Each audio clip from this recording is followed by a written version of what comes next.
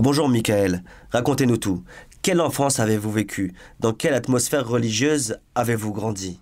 Alors, je suis né à Marseille, dans une famille chrétienne, plus particulièrement du côté de ma mère. Ma mère est chrétienne, mon père est athée. Et j'ai vécu dans une atmosphère où on m'a donné l'amour de Dieu, d'accord, avec cette particularité d'être justement plus au côté chrétien. Vous êtes bien sapeur-pompier, Michael. Pourquoi ce choix? Alors oui, c'est exact, je suis sapeur-pompier, j'ai décidé d'en faire mon métier. Mes parents m'ont réellement donné cette envie, cet amour d'aider mon prochain. Et tout simplement, déjà quand j'étais un peu plus adolescent, j'aimais beaucoup aider les gens de par des petits services à droite à gauche, mais j'ai concrètement, à l'âge de 12 ans, décidé de rentrer dans une école de jeunes sapeurs-pompiers pour apprendre le métier de pompier. Et à partir de ce moment-là, ça m'a donné réellement l'envie d'en faire mon métier. À présent, comment avez-vous découvert le judaïsme? D'où vous est venue cette idée de vouloir vous convertir? Alors, dans mon entourage, quand j'étais plus jeune, il y avait énormément de personnes qui étaient juives. Et très rapidement, on a été confronté aux problèmes techniques. C'est-à-dire que, par exemple, quand je voulais sortir avec eux le samedi, ce n'était tout simplement pas possible parce qu'eux devaient respecter Shabbat. Quand on voulait aller manger quelque part, ce n'était pas possible parce qu'eux devaient manger kasher.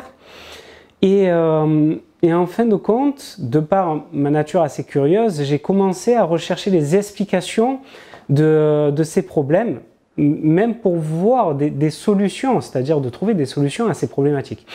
Et en fin de compte, j'ai commencé à faire des recherches, à demander à des gens. J'ai commencé à rechercher sur Internet les explications et pourquoi ils ne pouvaient pas sortir le samedi, pourquoi ils ne pouvaient pas manger dans n'importe quel restaurant. Et donc en fin de compte, j'ai eu ma première approche avec les mitzvot. À partir de ce moment-là, j'ai commencé à rechercher le pourquoi, le fondement de ces mitzvot. Et en fin de compte, c'est quelque chose qui m'a énormément touché. J'ai pu également remarquer qu'il y avait les 7 lois noaïdes. Donc à partir de ce moment-là, j'étais largement dans le droit de respecter ces lois-là et d'être en accord avec ma relation avec Hachem. Sauf que, comme j'avais dit auparavant, on m'a donné l'amour de Dieu et réellement j'ai décidé que ma vie soit dictée selon la volonté d'Hachem. Aussi bien le matin quand je me lève que le soir quand je me couche. De faire ces 3 prières par jour et d'avoir un comportement qui va en corrélation avec la volonté d'Hachem. Donc, vous avez déjà pensé à rester non-juif noachide, mais à un moment, vous vous êtes dit non, je veux plus, c'est ça? Oui, tout à fait. En fait, cette question-là est réellement, je pense, la première question que tous les rabbins posent aux candidats à la conversion. Pourquoi, en faisant les 7 lois noaïdes, vous êtes en accord avec Hachem? Pourquoi vous voulez plus? Pourquoi vous rajoutez des contraintes supplémentaires? Alors, moi, c'est très simple. Effectivement, j'ai fait le choix d'en vouloir plus. J'ai fait le choix, vraiment, à ce que ma vie soit dictée par toutes les mitzvot, par la volonté d'Hachem. Je prends l'exemple du matin. Quand notre âme revient dans notre corps, je trouve ça logique, moi personnellement je trouve ça logique, de remercier Hachem qui nous ait rendu notre âme. Je trouve ça super important. Quand on comprend les raisons un peu kabbalistiques, alors loin de moi l'idée de prétendre que je comprends toute la Kabbale, d'accord, mais on comprend que la nuit, on attire certaines impuretés de par le fait que notre âme s'en va, d'accord, il est important le matin de se laver les mains, à moins de 2 mètres de notre lieu de sommeil, pour enlever ces impuretés qui restent au niveau des mains. Ça, ce sont des exemples, je pourrais en citer parce qu'au final, Hachem nous a dicté une journée entière de principes et de mitzvot. Mais là où je veux en venir, c'est que c'est ça, réellement, c'est ça qui m'a donné l'envie, la motivation d'aller plus loin, c'est-à-dire que toute ma vie, d'accord, elle soit dictée par rapport à ça. Même si des fois je ne comprends pas tous les principes, parce qu'il faudrait des vies et des vies pour comprendre tous les principes que Hachem nous a donnés. Vous me disiez que vous êtes passé par le mouvement libéral pour vous convertir au judaïsme. Pourquoi et comment ça s'est passé? Alors oui, en effet. Je suis passé par le mouvement libéral. Comment ça s'est passé? C'est très simple. En fait, à l'âge de 21 ans, quand j'ai voulu passer le pas de la conversion, je suis allé au consistoire. Et j'ai eu un premier refus du rabbin qui m'a reçu. Moi, étant à l'armée à ce moment-là, en fait, le raisonnement était très simple. Quand on me dit oui, c'est oui. Quand on me dit peut-être, c'est oui. Mais quand on me dit non, c'est non. Sans aucune possibilité de changer la chose. Et en fin de compte, j'avais pas compris clairement que c'était un test de motivation.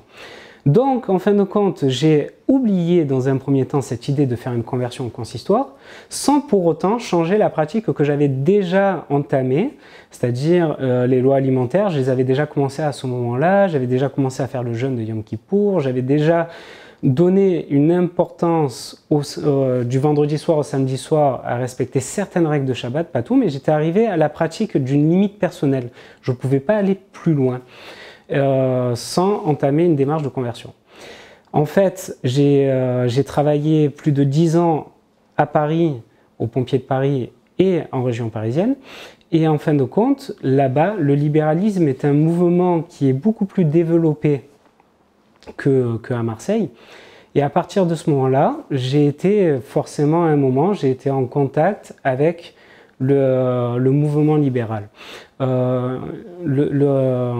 en premier lieu, c'était à l'ULIF, à la rue Copernic, et le rabbin qui m'a accueilli les bras ouverts, et en fin de compte, je me rappellerai toujours de cette phrase qui m'a été dite, c'est-à-dire à partir de maintenant, dès le premier rendez-vous, on m'a dit à partir de maintenant, cette synagogue est votre synagogue et vous pouvez venir prier, vous pouvez venir faire les cours comme vous voulez, comme vous pouvez le faire et comment vous voulez.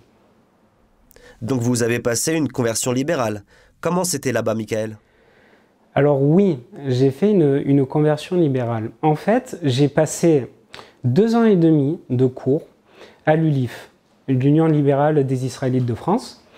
Au bout de 2 ans et demi, le rabbin Williams partait en retraite, m'a demandé donc si je voulais faire cette conversion-là, aller et passer le pas.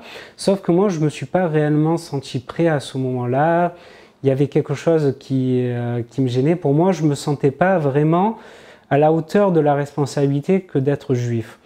Donc, il m'a conseillé de partir dans une autre synagogue, le MJLF, où là, j'ai recommencé un parcours de 2 ans.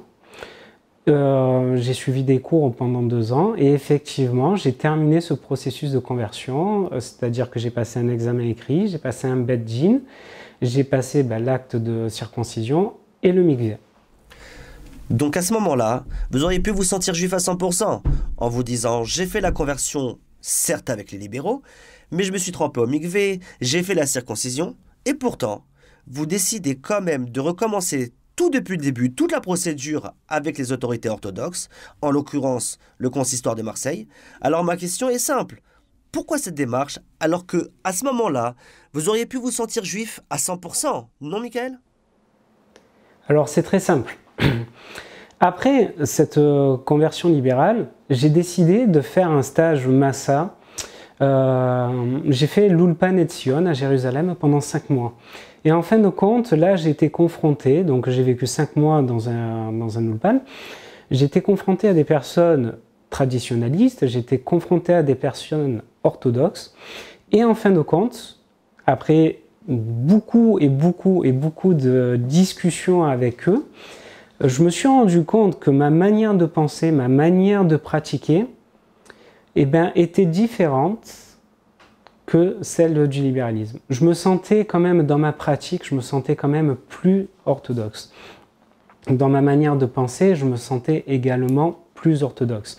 Je vais prendre un exemple très simple. Les libéraux, par exemple, ne mélangent en une vaisselle similaire. Ils ne séparent pas les vaisselles lait et viande.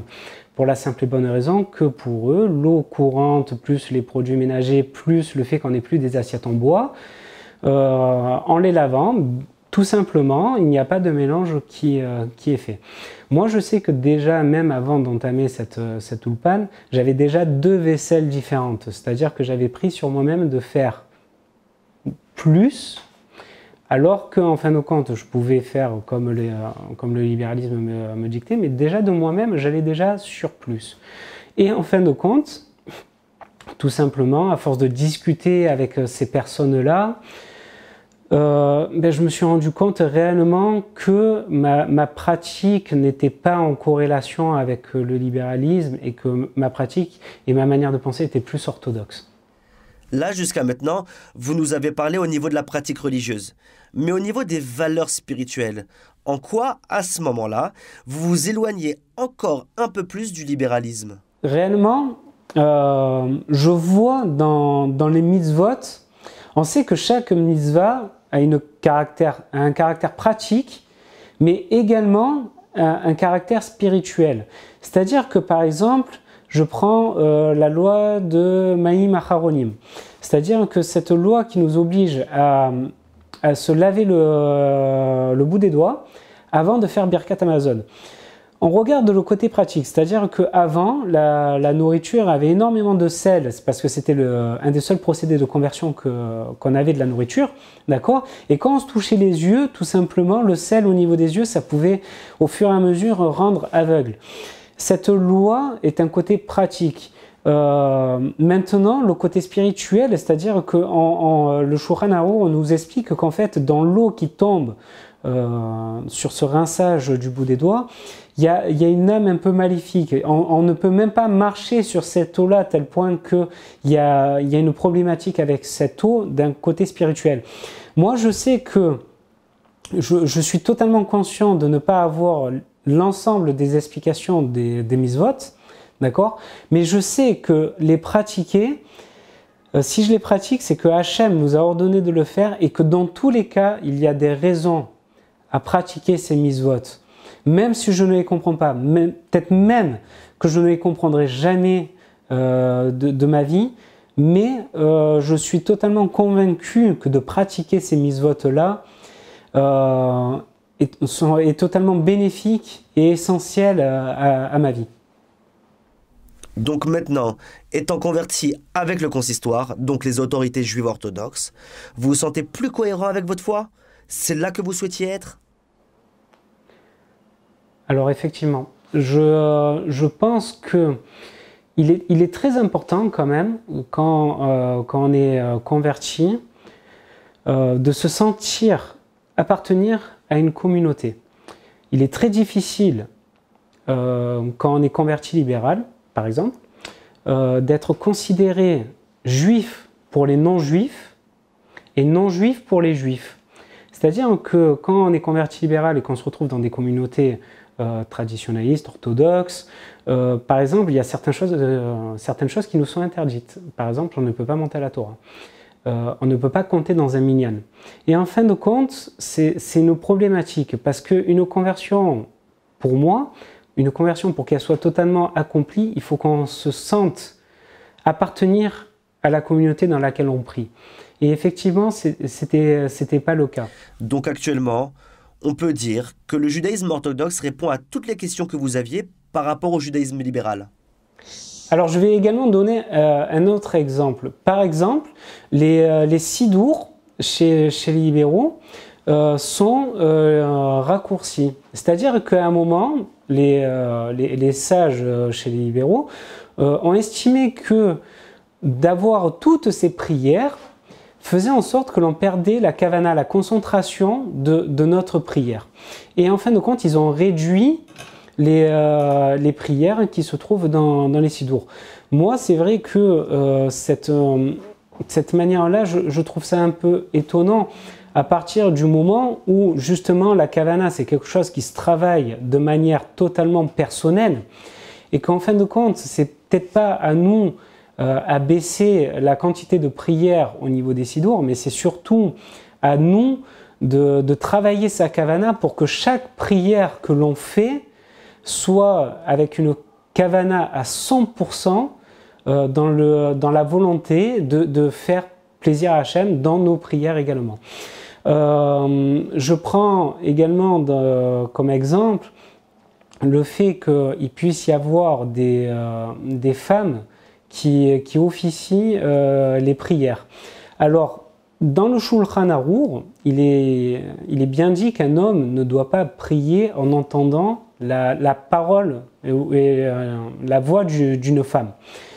Et en fin de compte, ils doivent avoir une explication que à ce moment-là, j'ai pas retenue. Mais c'est vrai que je trouve ça, ça me convient pas que si c'est marqué dans le Shulchan Arour, que l'on puisse faire d'une manière différente.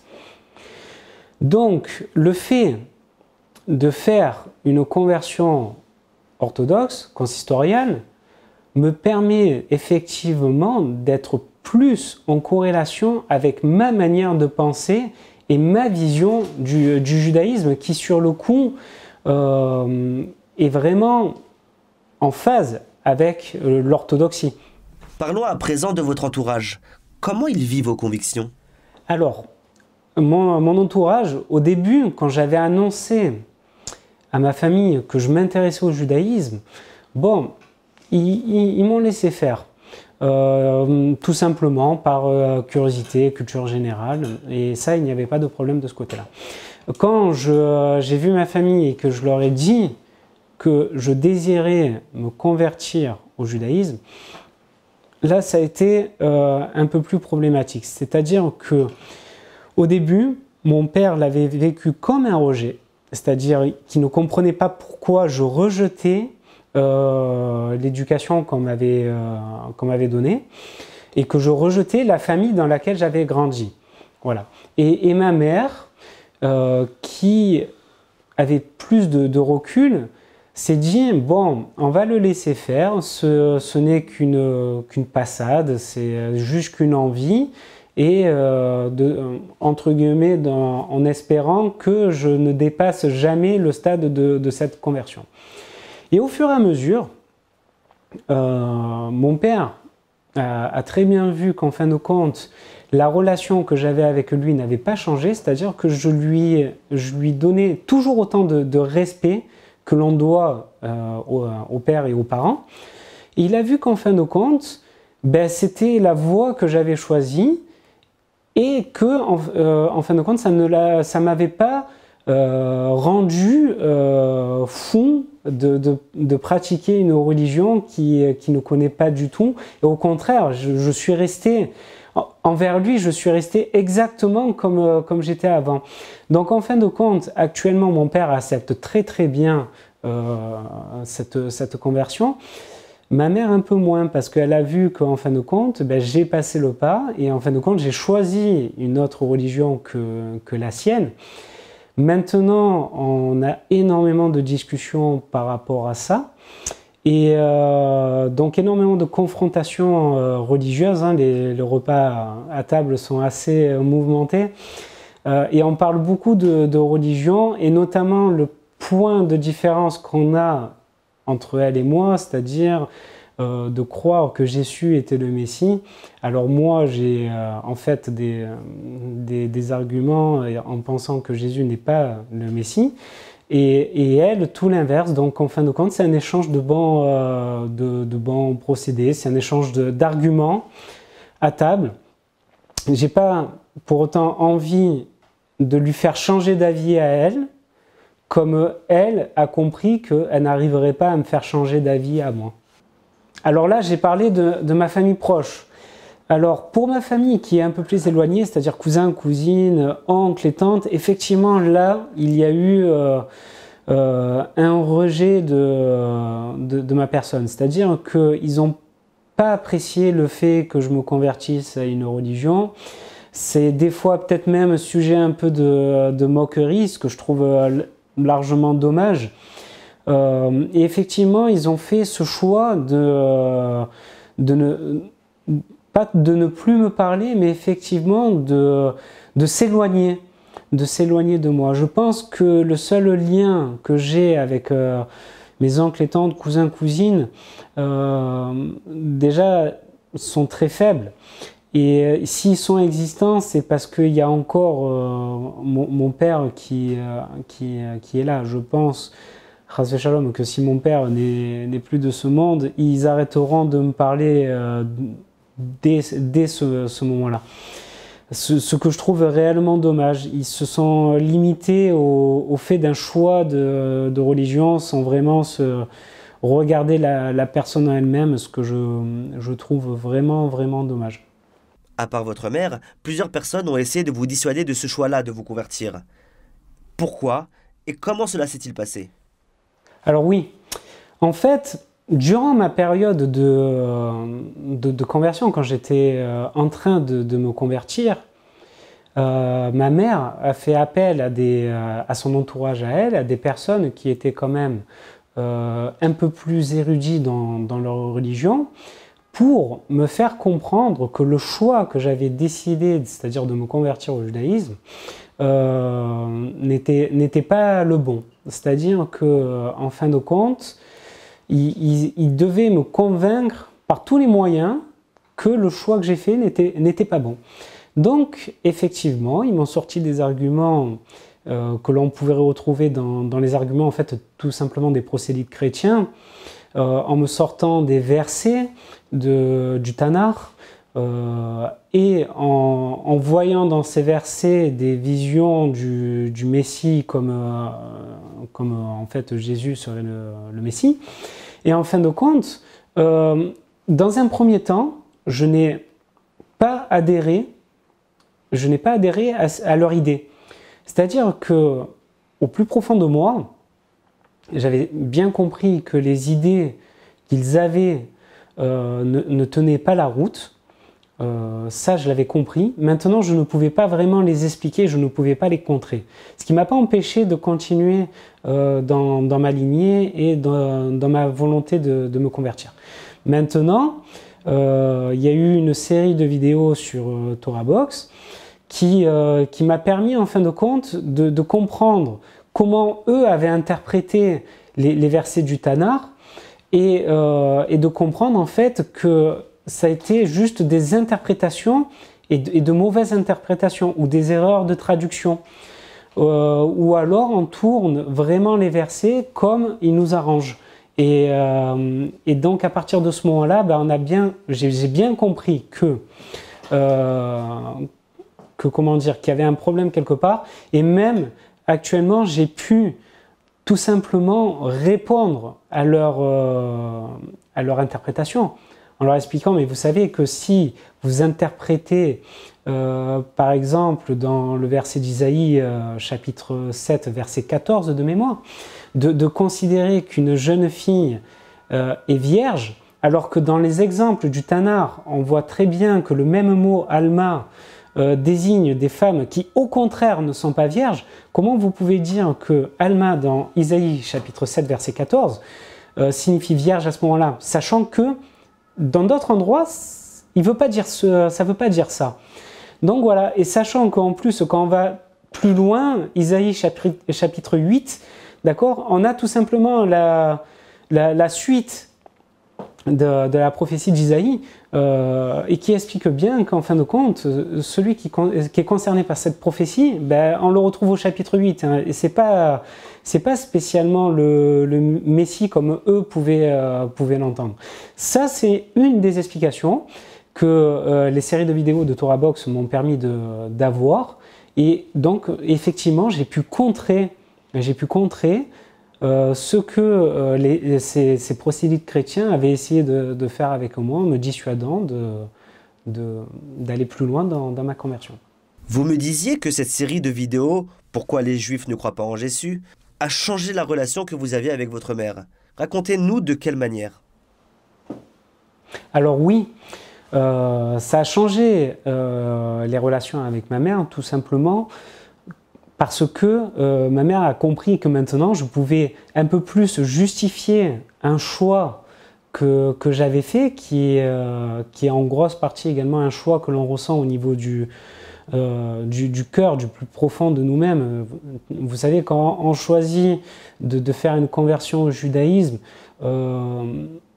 pour la plupart des gens qui sont dans ces processus de conversion, il y a quand même une très très grosse partie de la volonté de se convertir qui est inexplicable. C'est-à-dire que on le ressent au plus profond de nous-mêmes, cette volonté, cette attirance vers le judaïsme. Et en fin de compte, avec ma mère, j'ai pu mettre des explications sur ma volonté de me convertir.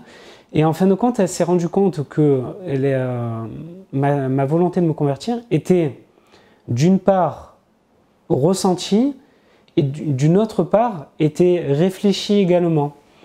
Donc effectivement, maintenant, les relations avec ma mère ont changé à partir du moment où on peut beaucoup plus discuter et en fin de compte, où on s'est mis d'accord que c'était une question d'interprétation. Comme je vous ai dit, je n'ai pas la volonté de lui convaincre, de la convaincre de changer de religion. Et elle, encore une fois, a très bien compris que ça sera impossible pour elle comme pour les autres de me faire changer d'avis sur ma conversion. Revenons à présent sur cet amour exceptionnel que vous portez aux autres. Outre le fait que vous soyez sapeur-pompier, vous êtes aussi bénévole dans différentes associations. Lesquelles et d'où vient cette magnifique motivation? Alors oui, effectivement. Donc je suis pompier, j'ai décidé en fait d'aider les gens et d'en faire mon métier. Sur mon temps de libre, j'ai également décidé de faire partie de 2 autres associations. Alors en premier lieu, je fais partie de la Croix-Rouge française. Donc je fais les maraudes. Ce qu'on appelle des maraudes, c'est tout simplement prendre un véhicule rempli de nourriture, de café, de boissons chaudes, de soupe, et d'arpenter les rues de Marseille. Alors je l'ai également fait en région parisienne et à Paris. Mais à Marseille, tout simplement, on se promène, on se met en contact avec les SDF, d'accord, pour plusieurs raisons. Déjà, on leur apporte concrètement ce café, cette soupe, cette nourriture qui va les aider un peu à se nourrir. Mais également, on va faire quelque chose de bien plus profond, on va les réinsérer dans la vie sociale. C'est-à-dire que des fois, on ne s'en rend même pas compte nous-mêmes quand on marche dans la rue. Des fois, quand on voit un SDF qui nous demande une pièce ou alors qui est assis par terre, on ne le calcule pas. Parce que soit ça nous gêne du regard, soit tout simplement on n'a pas de pièce, on ne peut pas l'aider, donc en fin de compte, on l'ignore. D'accord ? Et je pense que l'ignorance est le pire des sentiments qu'un homme puisse avoir. C'est-à-dire qu'à partir du moment où on est ignoré, c'est un peu comme si on n'existait plus aux yeux de l'homme. Et nous, on combat ça, c'est-à-dire qu'on approche les gens et on les fait se sentir un peu plus vivants. On va leur parler, on va les écouter. Et souvent, on attache même des liens d'amitié avec eux, ce qui fait que les prochaines fois qu'on les revoit, ils nous accueillent beaucoup plus facilement, ils ont beaucoup plus confiance et ensuite on a des procédures, donc on peut les réinsérer dans la vie sociale avec des assistantes sociales, avec tout simplement des contacts que l'on a, on peut leur trouver des hébergements, des foyers. Et effectivement, bon, c'est pas une mince affaire, mais on y arrive petit à petit à faire ce genre de trucs pour les aider. Deuxièmement, je fais partie également de l'association Amazon, où là, on prend des colis alimentaires, on élabore des colis alimentaires, et en fait, on va les donner à des familles démunies, juives, parce qu'en fait, Amazon, la nourriture est cachère, et on va donner cette nourriture aux familles, et à partir de ce moment-là, on va également parler avec eux, on va les écouter là, pareil, il y a ce sentiment de gêne. Vous savez, quand vous dépendez de quelqu'un, c'est très, très, très compliqué. Des fois, on a honte. On a honte d'être aidé par les gens. Et nous, Amazon, justement, ce qu'on fait, c'est qu'on essaye de casser cette idée-là. C'est-à-dire que quand les gens viennent nous voir, on essaye à ce qu'ils soient à l'aise avec nous. Donc, justement, on les écoute, on les aide, on rigole avec eux, et c'est ce qu'on fait. Alors, pourquoi 2 associations? Je vais répondre de suite. Tout simplement parce que une des raisons de l'antisémitisme dans le monde et à travers les âges, d'accord, c'est le communautarisme. C'est le fait que le juif est en communauté. Et ça, en fin de compte, c'est quelque chose que les gens n'aiment pas. C'est-à-dire qu'il m'est très souvent reproché, pour fréquenter des milieux non juifs, qu'on soit dans une communauté. C'est dommage. Moi, je leur explique les raisons, mais c'est vrai que dans un premier temps, ils ont un peu du mal à comprendre. À partir de ce moment-là, moi, c'est vrai que je me suis fait un trait d'honneur à être bénévole aussi bien pour les juifs que pour les non-juifs. Être Shomer Shabbat, respecter les lois, manger cachère, mettre les tefilines quotidiennement, toutes ces choses-là, vivre un judaïsme authentique, ne vous effraie pas, Michael? Alors non. Ça ne m'effraie pas du tout, et voire même au contraire, ça me rassure. Comme je l'ai dit avant, le fait que ma vie soit réglée sur les mitzvot, c'est quelque chose qui me rassure. C'est-à-dire que j'avais déjà du mal à concevoir une vie qui n'ait pas de but, qui n'ait pas de sens. Et le sens que les gens donnent, c'est-à-dire je profite de ma vie, je fais ce que je veux, tout ce qui me plaît et tout, n'est pas quelque chose qui me convient. Je m'explique, parce que dans la mesure où on est né dans ce monde, en fait, on a quand même une part de responsabilité qui est importante, aussi bien envers nous qu'envers les autres. On ne peut pas tout se permettre dans la vie, et effectivement, le fait qu'on soit né nous donne des obligations. Alors, pour les nations, ils ont 7 lois noaïdes, et c'est très bien. De toute façon, c'est Dieu qui a dicté ça, donc ça ne peut être que bien. Mais maintenant, moi, ma vie, je la voulais avec beaucoup plus de mitzvot, beaucoup plus de règles. Tout ça pour être en accord avec ce que Hachem me dictait. Ça, c'est la première chose. Professionnellement parlant, non, ça ne me fait pas peur, parce que je discute énormément de religion avec mes collègues pompiers, peu importe dans la caserne où j'étais. Et en fin de compte, je vois que les gens sont clairement intéressés par la religion. Je vois que les gens sont totalement intéressés par les préceptes religieux, par l'existence de Dieu. Ça les intéresse énormément. Et moi, j'ai la chance d'avoir des gens autour de moi qui sont totalement compréhensifs par rapport à la vie que j'ai choisie. Et en fin de compte, ils font tout pour me faciliter la tâche. C'est-à-dire que quand je dois poser un congé un vendredi, ou quand je dois permuter entre un samedi et un dimanche, j'ai vraiment des gens qui comprennent pourquoi je fais ça, et qui sont totalement pour m'aider, et qui comprennent largement mes choix. Et je finirai par une dernière question pour conclure ce magnifique interview. Quelles sont vos ambitions dans la vie, Michael? Alors, j'ai pas vraiment réfléchi à cette question-là. Parce qu'en fait, je pense que j'avais une très très grosse ambition, qui était de réussir ma conversion consistoriale, et vu que c'est fait, en fait, j'ai pas réfléchi. Mais maintenant, en ambition, je pense que demain, ça serait très certainement de rencontrer quelqu'un que je pourrais vraiment rendre heureuse. Et quelqu'un avec qui je pourrais fonder un foyer cachère. Je pense qu'une autre ambition que j'ai, c'est d'élever des enfants dans la voie que j'ai choisie, c'est-à-dire que le judaïsme, et que ces enfants puissent élever des enfants dans la voie que j'ai choisie, le judaïsme, et qu'eux auront à approuver également. Je pense que ça sera et c'est une de mes plus grosses ambitions. Merci beaucoup. Merci à vous, Michael.